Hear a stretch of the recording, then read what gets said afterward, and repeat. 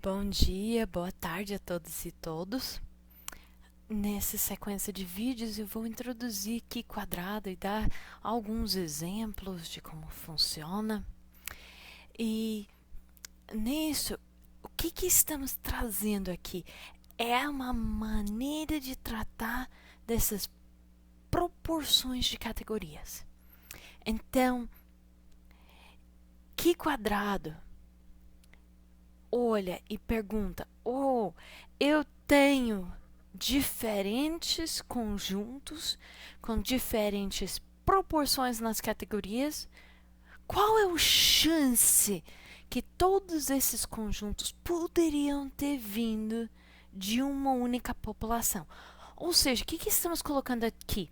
São os nossos dados qualitativos em proporções, ou de verdade a gente faz a tabela em relação da frequência, mas são esses dados de duas variáveis. Ou seja, poderia ser período e fonte de matéria-prima. Então, e essas tabelas ganham o nome de tabela de contingência. Mas o que está acontecendo então? A gente vai ter essa tabela cheia de nossos dados, o que nós observamos, e daí imaginando aquilo como uma única população, se gera dados expectativos, esperados, aqueles dados que você poderia ter em todos os lugares, imaginando tudo igual. Então, nessa minha ideia, é uma distribuição que tem as mesmas características para cada uma das matérias-primas em cada um dos meus períodos.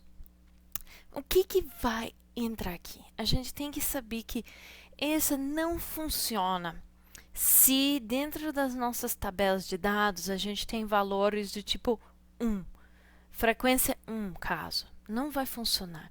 Então, às vezes, a gente vai ter que juntar categorias. Se a gente tem coisas muito raras que têm similaridade com outra categoria, vamos unir para chegar a uma coisa mais ou menos aceitável, que seria o caso das nossas tabelas ter valor menos que 5 e menos que 20% dos lugares. Ou seja, se a gente tem 20 quadradinhos, seja uma coisa, 4 categorias por 4 categorias, a gente ia ficar com 20 célulazinhas lá na tabela. A gente não quer ter várias dessas cheias. A gente quer no máximo 20% dessas 20 com algum valor menor que 5. Senão, o teste não vai funcionar direitinho. E o que vai acontecer? O teste vai produzir para nós uma estatística Qi quadrada e a probabilidade, ou seja, a probabilidade que por amostragem aleatória poderíamos pegar nossas diversas amostras de esses diversos conjuntos com suas distribuições de categorias em diferentes proporções de uma única população. Agora, o que a gente ganhou, além do que a gente tivemos antes nos testes estatística, é que existe uma maneira de acompanhar isso com uma caracterização da diferença. Então, o Wade-Kramers vai caracterizar o quanto é a diferença nessas proporções. Então, quando não tem diferença, se os observados e os esperados são iguais, seriam 0. E então, quanto mais expressiva diferenças, mais próximos ao 1 vai chegar esse valor de Wade-Kramer.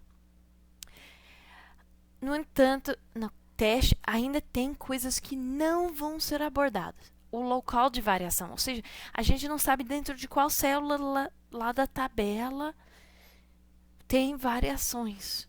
Esse é um indicador global, não fala de quais são as categorias e também não fala de quais são as direções, sabe? O que está mais frequente, menos frequente do que outra coisa. Então, essa vai ser uma coisa que nós temos que olhar com certa calma e cuidado, e também não vai tratar da relevância, porque relevância de qualquer resultado para a arqueologia está baseado em que a gente entende sobre sítios arqueológicos, sobre preservação de materiais em sítios arqueológicos, sobre as possíveis populações que ocupavam esses sítios arqueológicos, sobre as relações de diferentes grupos com diferentes matérias-primas.